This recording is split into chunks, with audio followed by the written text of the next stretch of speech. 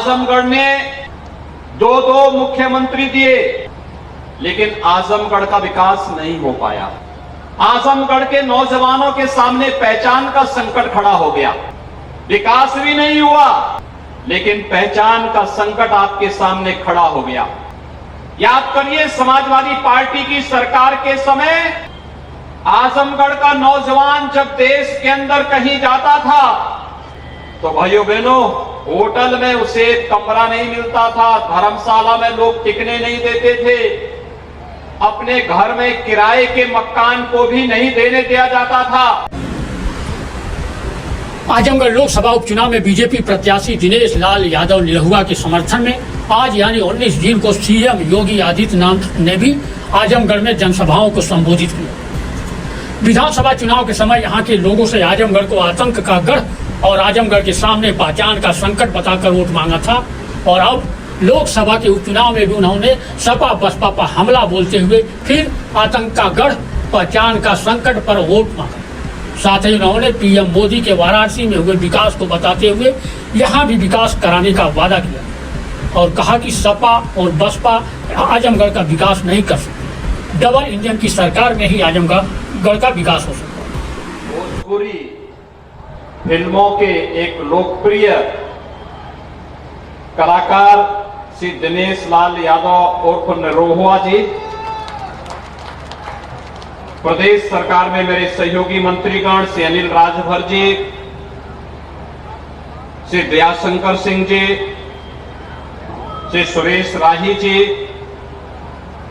माननीय सांसद रमापति राम त्रिपाठी जी, नीरज शेखर जी, श्रीमती संगीता यादव जी,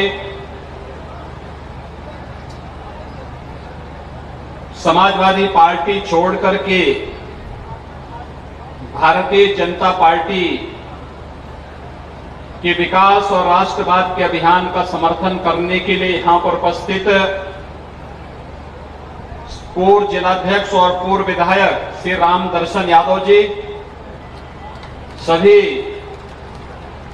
सम्मानित जनप्रतिनिधिगण, भारतीय जनता पार्टी के सभी पदाधिकारीगण और उपस्थित भाइयों बहनों, मैं आज के इस कार्यक्रम में बाबा भंवरनाथ के चरणों में नमन करते हुए महान विचारक, लेखक और साहित्यकार महापंडित राहुल सांकृत्यायन की इस भूमि को, जिसने साहित्य के क्षेत्र में अनेक विभूतियों को गढ़ा है, मैं इसे कोटि कोटि नमन करते हुए आप सबका हृदय से अभिनंदन करता हूं। भाइयों बहनों, आजमगढ़ की धरती एक बार फिर से आजमगढ़ वासियों को एक अवसर दे रही है, और वह अवसर है इस उपचुनाव के माध्यम से कि हमें आजमगढ़ को कहां लेके जाना है। याद करिए, आजमगढ़ ने